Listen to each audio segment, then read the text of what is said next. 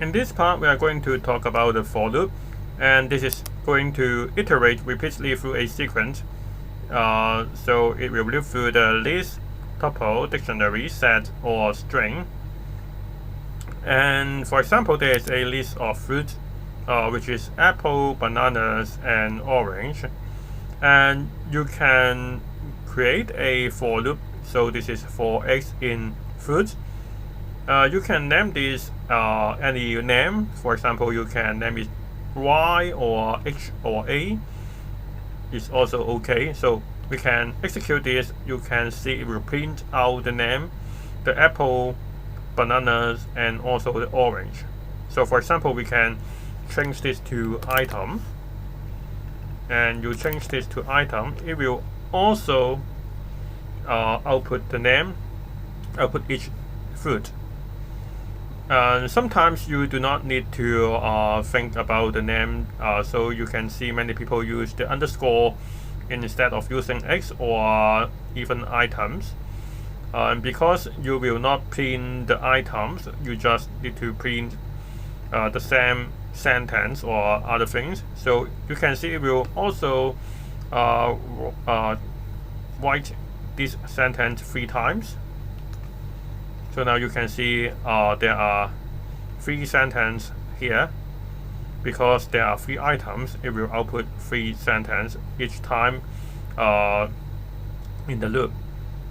And there is also another things that we can do, because actually we do not output any fruit at last. So actually we can use the range instead, because we output 3 times.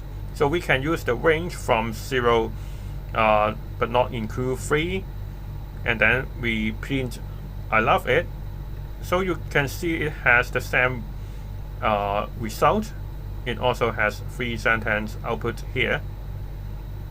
And if you remember, we have learned about the operators, the compare operators, and also the arithmetic operators, which is mode. So in this example, you can see we can count the number of even numbers. So you can see the list has 26, 65, and so on. And we can set the even count is equal to 0. And we can look through the list. And if this mode, the modulus 2 is equal to 0, which means when the number divided by 2, it has the remainder equal to 0, which means the number is divisible by 2. So if this is divisible by 2, then we will add 1 to the even count. So it will loop through it, and then we print out there are even count, there are 3 even numbers, and you can see actually there are 3 even numbers. This is 26, 52, and also the 40. So you can see each time when 26 pass on it, can calculate that this is divisible by 2, and then it add 1. So the count is 1. And then when this is 52, it will also add 1 here. And 40, it will also add 1. So we can see this by print the even count inside the loop. So you can see we add the print even count under this line, and remember to have a tab here, the indentation, which means this is under the if loop. So now if we execute this again, you can see the first one is 1, and 2, and then 50, and then this is 3. And you can see in this list we can add something. We can add the even count and also odd count. We set this, the initial number is equal to 0. And you can see the else, if this is not divisible, then this must be odd number. So the odd count is add by 1. So actually these two is the same.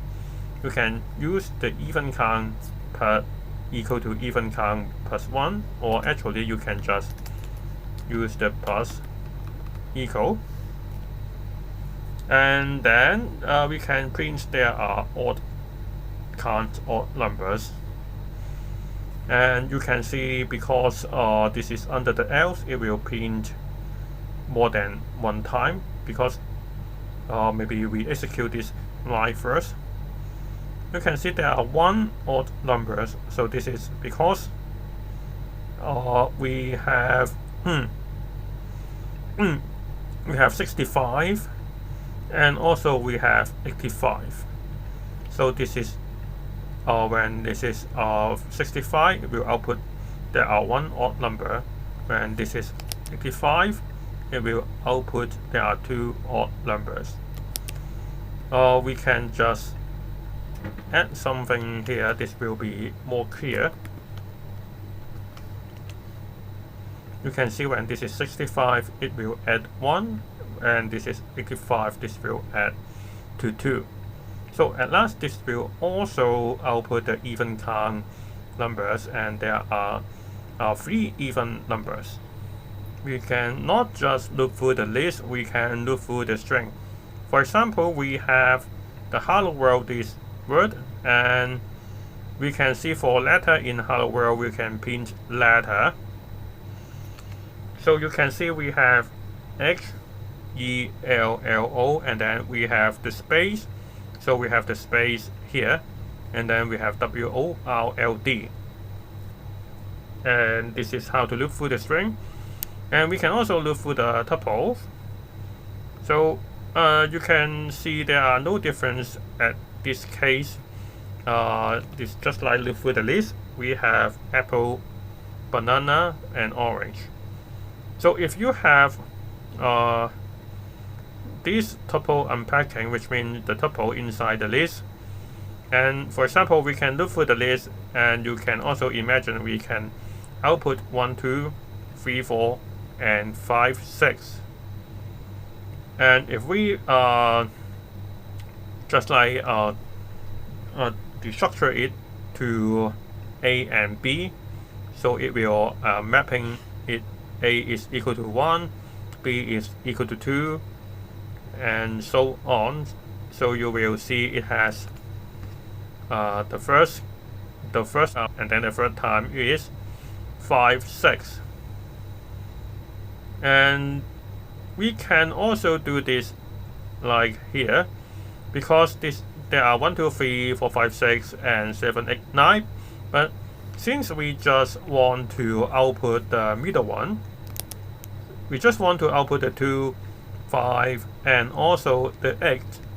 So we just want to pin the B here. So we can just like this, we can pin the 2, 5, and 8. At last, we can also look through the dictionaries. For example, we have dict 1, color red, fruit banana. The animal is equal to elephant. And then we can look through the dictionary, and just like the previous one, you look through the list, string, and also the tuple. We can have the key. We just have the key, food, color, food, and animal.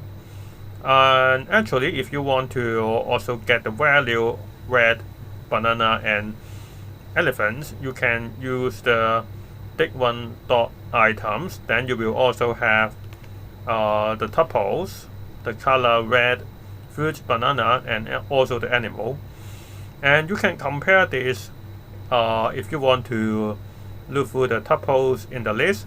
So it will become, you have to use the key value pairs. So you will get the key is color, the value is red. But since you just want to, if you want to print out the values only, you can just print values. But if you want to print out the key only, you can just print the keys. And there is more easy way to output the keys is to use the dict1.keys. Then you will just output the keys, And if you just want to get the values, you just use dict1.values. So which means that if you want to get the key and also the values, then you have to use the dict1.items. But if you just want to output the keys, then you use the .keys functions. And if you want to output the values, you just need to use the .values functions.